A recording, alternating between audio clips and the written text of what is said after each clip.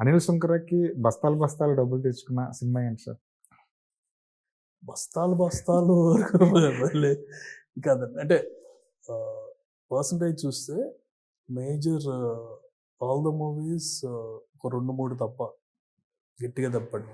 మిగతాయి నాకు ఎప్పుడు కూడా పాజిటివ్లో ఉండేవాడిని. ఏంటంటే ఫస్ట్ మనం కొబ్బరికాయ కొట్టగానే నరేష్తో కానీ రాజుతో కానీ తీసుకుని కొట్టగానే నువ్వు జెమినియాలు రెడీగా ఉండరు తీసుకునేవాడు.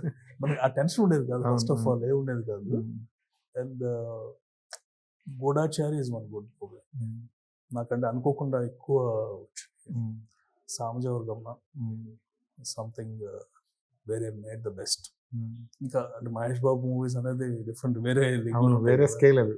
సర్లే నీకెవరు ఉందనుకోండి. అందుకనే సంక్రాంతికి సర్లే నీకెవరు వస్తుంది, ఈసారి నారి నారి వస్తుంది. అప్పుడు మహేష్ బాబు, ఇప్పుడు సర్వ ఉన్నారు. దీస్ వర్ ప్రతి సంక్రాంతికి ఏదో ఒకటి గట్టిగానే ఉంది కదా అనుకుంటాము. మహేష్ గారితో మీరు హ్యాపీ ఎలా ఉంటుంది సార్?